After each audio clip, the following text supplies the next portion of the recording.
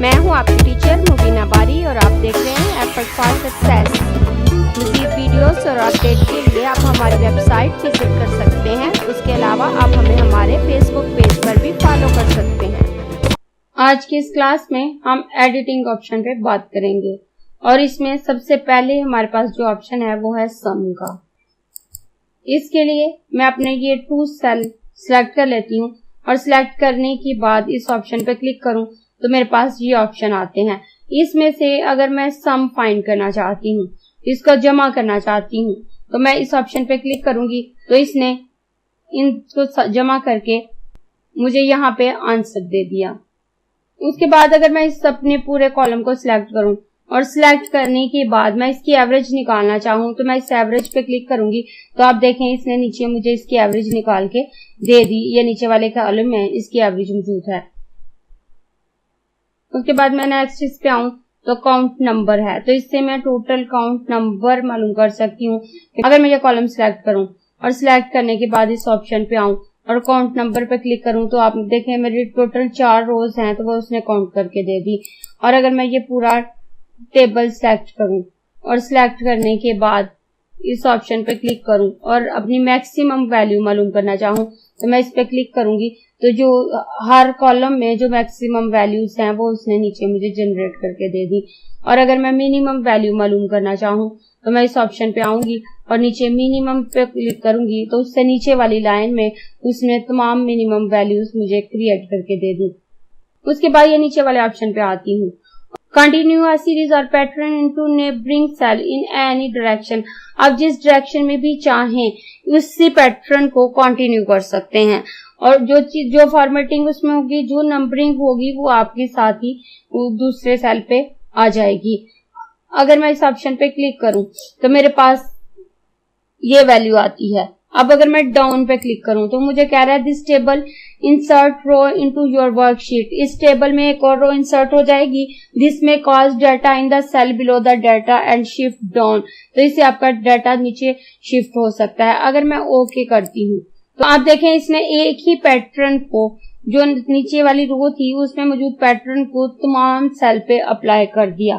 अगर मैं कंट्रोल जी करके वापस आऊं और इस ऑप्शन से आप किसी भी पैटर्न को रिपीट कर सकते हैं। उसके बाद मैं नीचे आऊं तो ये क्लियर फॉर्मेटिंग का, अगर मेरे टेबल पे कोई फॉर्मेटिंग अप्लाई हुई है मैं ऐसे अपने टेबल को सिलेक्ट कर लेती हूँ, फॉर्मेट टेबल से इस पे फॉर्मेटिंग अप्लाई कर लेती हूँ और फॉर्मेटिंग अप्लाई करने के बाद अपनी इस फर्स्ट रो को सिलेक्ट करती हूँ और सिलेक्ट करने के बाद मैं सेल फॉर्मेटिंग से इस पे अलग फॉर्मेटिंग अप्लाई कर देती हूँ और इसके टेक्स्ट पे हेडिंग 1 अप्लाई कर देती हूँ। अब मैंने अपने टेबल पे कुछ फॉर्मेटिंग अप्लाई कर दिया और ये क्लियर फॉर्मेटिंग का ऑप्शन है।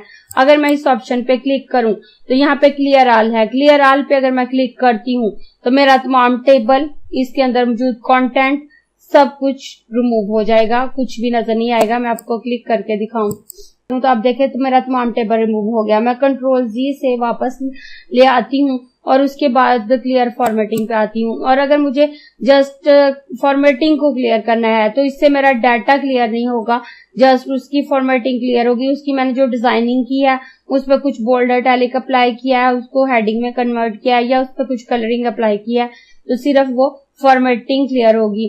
क्लियर कंटेंट से इसके अंदर का डाटा क्लियर हो जाएगा, इसके अंदर जो न्यूमेरिकल वैल्यूज हैं वो क्लियर हो जाएंगी, फॉर्मेटिंग है वो रहेगी।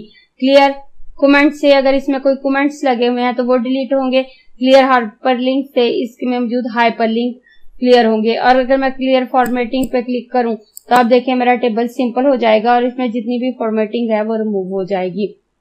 उसके बाद नेक्स्ट सॉर्टिंग ऑप्शन है। अगर मैं इस ऑप्शन पे क्लिक करती हूँ तो ऊपर मेरे पास है सॉर्ट A to Z या सॉर्ट G to A। अगर मेरे पास कुछ नाम की लिस्ट मौजूद है तो या कोई और वर्डिंग मौजूद है तो वो उनको A से शुरू होने वाले वर्ड पहले ले आएगा। अगर मैं उन्हें A to Z सॉर्ट करती हूँ और B से आने वाले वर्ड बाद में, C से आने वाले वर्ड बाद में, और अगर मैं G to A सॉर्ट करती हूँ तो वो Z वाले अल्फाज पहले आएंगे और A वाले बाद में। अगर मेरे पास कुछ नामों की लिस्ट मौजूद है तो मैं यहाँ लिख लेती हूँ। ये मैंने कुछ नाम लिख लिए हैं और अगर मैं इनको सिलेक्ट करती हूँ, सिलेक्ट करने के बाद मैं अपने सॉर्टिंग ऑप्शन पे आती हूँ तो सॉर्ट A to Z अगर मैं करूं तो मेरे A से आने वाले लफ्ज पहले और Z से आने वाले लफ्ज बाद में हैं। और अगर मैं इसे Z to A सॉर्ट करूं तो Z से आने वाले पहले और B A से आने वाले बाद में है। यहाँ से अगर मेरे पास नाम या वर्ड्स की कोई लिस्ट है तो मैं उनकी सॉर्टिंग कर सकती हूँ। उसके बाद नेक्स्ट ऑप्शन हमारे पास फाइंड का है, लेकिन उससे पहले मैं अपने टेबल को सिलेक्ट कर लेती हूँ और सिलेक्ट करने के बाद इस ऑप्शन पे क्लिक करूं तो सबसे ऊपर फाइंड ऑप्शन है। अगर मैं इस पे क्लिक करूं और यहाँ मैं वो वर्ड लिखूंगी जो मैंने फाइंड करना है। अगर मुझे 3 फाइंड करना है तो मैं यहाँ 3 लिखूंगी और फाइंड ऑल पे क्लिक करूंगी तो आप देखें ये मेरे पास नीचे लिस्ट आ रही है और वहां ये मुझे बता रहा है कि बुक 1 माई वर्क में C6 में 3 मौजूद है। ये मेरा C6 में 3 मौजूद है और उसके अलावा H6 में 13 में 3 मौजूद है। ये 2 जगह 3 मौजूद है जो उसने मुझे बता दिया। अगर फाइंड नेक्स्ट करूं तो मुझे बता देगा कि दोबारा कहाँ पे 3 मौजूद है। उसके बाद फाइंड नेक्स्ट करूं तो उसके बाद नेक्स्ट मेरा A7 में 3 मौजूद है। उसके बाद फाइंड नेक्स्ट करूं तो वो मुझे नेक्स्ट बता देगा और अगर मैं फाइंड ऑल पे क्लिक करूं तो भी वो मुझे बता देगा। और अगर मैं रिप्लेस करना चाहूं तो मैं इस रिप्लेस ऑप्शन पे क्लिक करूंगी तो वो मुझसे कह रहा है रिप्लेस विद। मैं इसे जिस वर्ड से रिप्लेस करना चाहूं मैं यहाँ लिख दूंगी। अगर मैं इसे 6 से रिप्लेस करना चाहूं लिख के मैं रिप्लेस ऑप्शन पे अगर क्लिक करती हूँ तो वो सिर्फ इससे एक 3 को रिप्लेस करेगा। लेकिन अगर रिप्लेस ऑल पे क्लिक करूं तो जितनी भी दफा मेरी 3 मौजूद है वो उसको रिप्लेस कर देगा। यहाँ मेरा 3 मौजूद है, उसके बाद नेक्स्ट रो में मेरा 3 मौजूद है, मेरी लास्ट रो में 2 टाइम 3 मौजूद है। तो अगर मैं रिप्लेस ऑल पे क्लिक करती हूँ तो आप देखें जहां जहां मेरा 3 मौजूद था उसे उसने 6 में कन्वर्ट कर दिया। और अब वो मुझे कह रहा है all done we made 6 replacement, कि हम 6 रिप्लेसमेंट कर रहे हैं। अगर मैं ओके करूं तो ये रिप्लेसमेंट हो जाएगी। मैं दोबारा इस ऑप्शन पे आऊं तो यहाँ मेरे पास गो टू स्पेशल है। अगर मैंने इस पे कुछ स्पेशल फॉर्मेटिंग की है तो मैं उसको फाइंड कर सकती हूँ। उसके बाद अगर मैंने कोई फार्मूला अप्लाई किया हुआ है तो मैं इस पे क्लिक करूं तो आप देखें जहां मैंने फार्मूला अप्लाई किया है यहाँ मैंने फार्मूला अप्लाई करके एवरेज निकाली थी और यहाँ मैंने प्लस का फार्मूला अप्लाई किया था तो वो मुझे यहाँ शो हो गया। इसके अलावा अगर मैंने कोई कंडीशनल फॉर्मेटिंग की है, कमेंट सेट किए हैं, ये कि इसमें से मैं जिस भी टॉपिक के बारे में चाहूँ वो फाइंड कर सकती हूँ।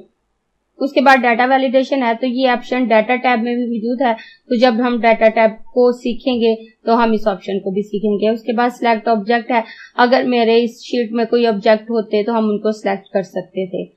अगर आपको ये क्लास पसंद आई है तो लाइक कीजिए, अपने दोस्तों के साथ शेयर भी कीजिए ताकि वो भी सीख सके।